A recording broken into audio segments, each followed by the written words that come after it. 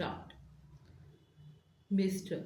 Deputy Chairman, I think that it will be generally agreed that a bill of this type is almost unavoidable at the present stage. There may be differences about some measures and also about the extent to which the government proposes to go, that some fiscal control would be necessary at this stage when we are having development programs on a very large scale, a good part of which would be financed through deficit financing will, I hope, be uncontested.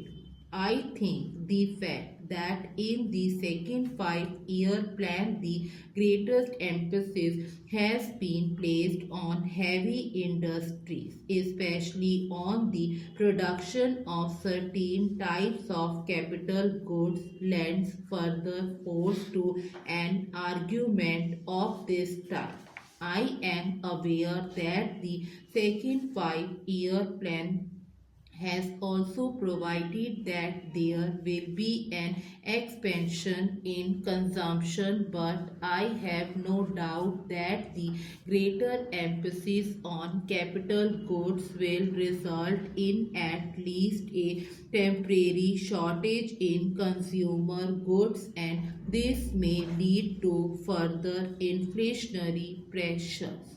To a certain extent, such pressure have already been felt. The recent rise in prices is a kind of warning of the kind of situation that may develop unless we are careful from the very beginning. Therefore, I would say that this measure of the government, insofar as I can understand, it has a twofold aim. On the one hand, to increase the capacity of the Reserve Bank for creating money by note issue, and on the other hand, to put restrictions on the creation of credit by private banks.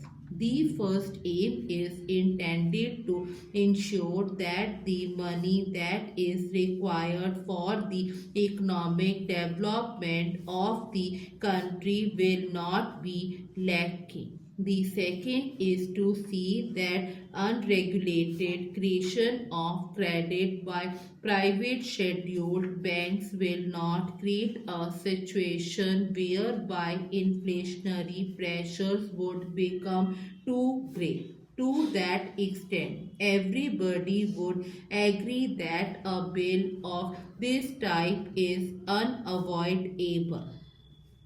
I have, however, a few questions to ask of the Honorable the Finance Minister, and I have no doubt he will be able to meet the doubts which I have in my mind.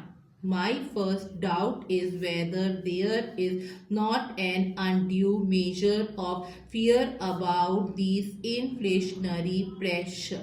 In the second plan, there is an uncovered gap of rupees 400 crores, and there is also a proposal to have rupees 1200 crores of deficit financing, and so we may say that deficit financing would be of the order of rupees 1600 crores, because after all the uncovered portion has to be met somehow or the other.